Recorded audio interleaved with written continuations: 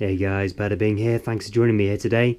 Right, I'm going to be taking apart the Marui M4A1 MWS Magazine, just in case any of you guys have experienced leaks, whatnot. I'm just going to quickly show you how to disassemble this thing, get in there, lubricate everything in the inside, all the seals and everything, and put it back together. So the main thing you need to look at on the magazine is how to disassemble it. Straight away you can see two pins right there and there. Also, you've got two screws on the bottom plate.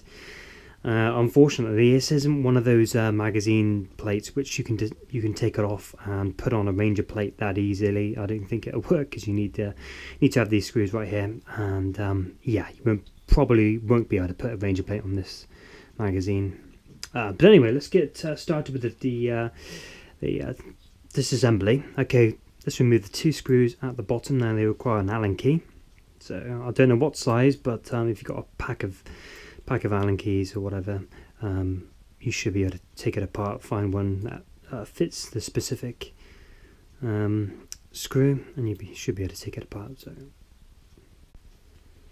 okay, that's those two at the bottom taken out, and as you can see, the magazine spring is enormous and extremely difficult to put back into the magazine, but yep, there it is. So as you can see, the base plate there of the magazine, yep, Ranger plate not compatible. Never mind. On the bottom you'll find a the fill valve right there, plus another container right in there.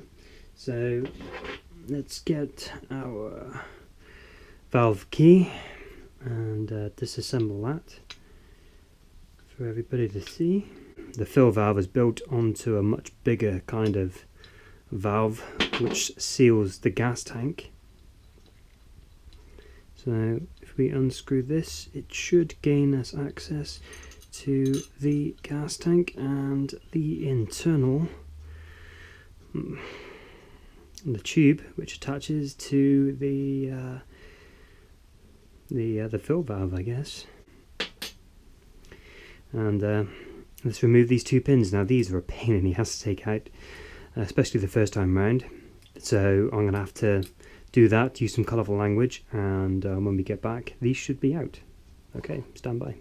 We're back. These two pins actually weren't that much of a pain to get out in the first place, but putting them back is another story altogether, and takes roughly 36 hours. So anyway, we've got the top portion of the magazine here, so if we kind of gently coax it out, because it's got the O-ring inside and it's kind of difficult to put back when you're just taking it out. But anyway, we remove, there's the top portion of the magazine. Oops. And of course the magazine, the bolt lock mechanism on the top of the magazine, you got that right there. Okay, so that's the magazine shell with the two pins removed, and there's the O-ring which sits just inside on the lip where the top of the magazine goes in, and you got the seal which goes in between the O-ring and the shell unit. But that's that. Word of warning: when you take the follower out, just be aware. I don't know if you can see that there's a tiny spring holding on the kind of a spring latch kind of affair.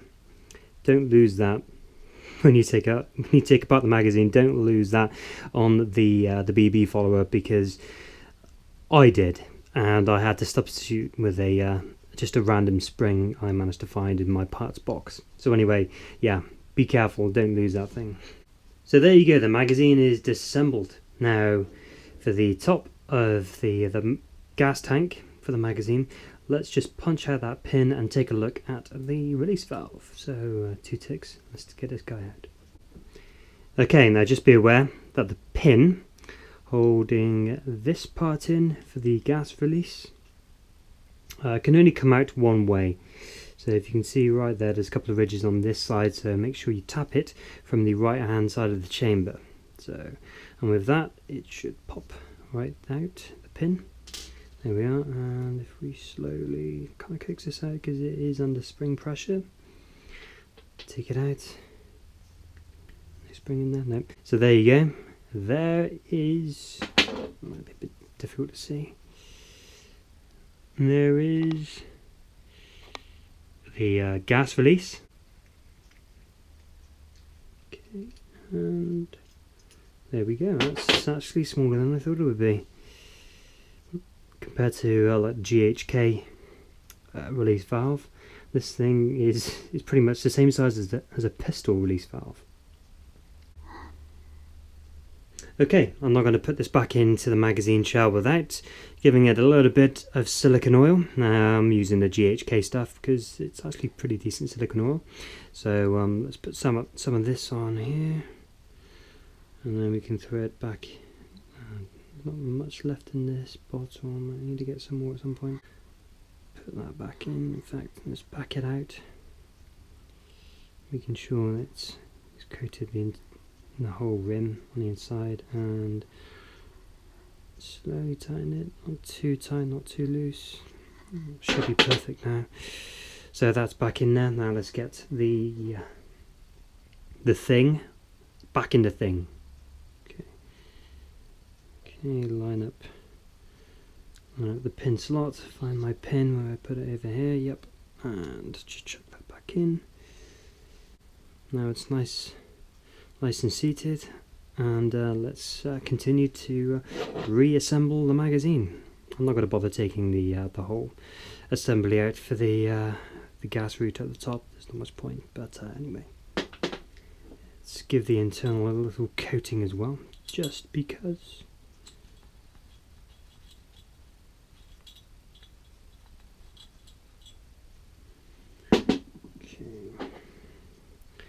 And some on this piece just here, because I am running it on propane, so to save the whole system from drying out, let's generously coat that part there and reassemble. In fact, I'm forgetting one thing. How am I supposed to get the bolt lock if I don't put these bits back in? Duh. Excuse me. Let's put the bolt lock mechanism back onto the magazine, otherwise that Z system is just not going to be worth it. There we go. Okay, so that's in place, and let's just plunge this thing back on.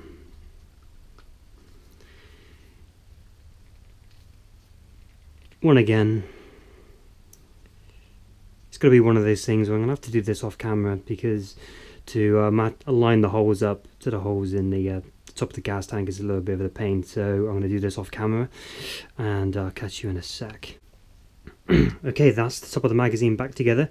It is a pain to get this thing back on, so just so you're aware, yeah, it's difficult. Anyway, okay, now let's concentrate on putting the fill valve back into the bottom of the gas tank. So again, let's put a little bit of silicone on there. Okay, and just pop that back in. And there we go. Now we got that in place. Now, one of the hardest things to do about reassembling this magazine is to put the spring and follower back in. So I'm going to put the follower in first, of course, and just put the spring device back into place. So again, don't lose that spring, you will never find it again. So that piece is on that side, so I'm going to just pop that in with the spring latch.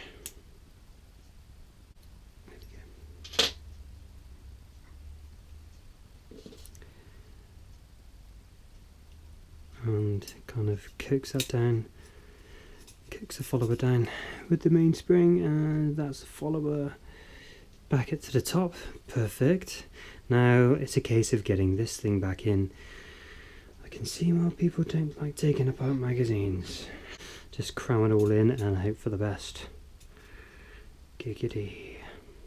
Okay, method for having the spring back in: get it as far as you can into the magazine without anything bending or warping or whatever, or hurting the spring or whatever, and then just get the base plate right there, and then just hinge it on the top of the magazine, on top of the spring, and kind of let that kind of seat, and then put it over where the inlet valve is, and hopefully that's all cool.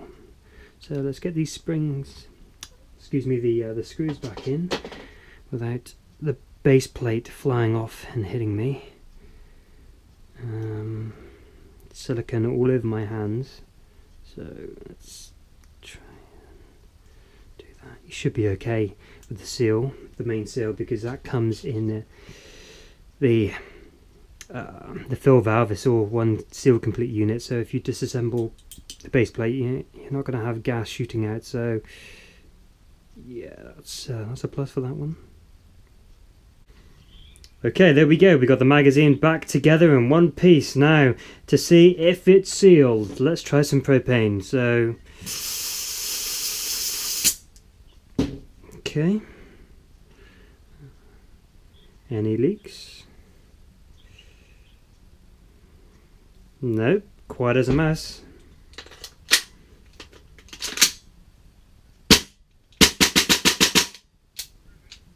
And there we go. We're all done here. So that's a disassembly for the Tokyo Marui M4A1 MWS Magazine.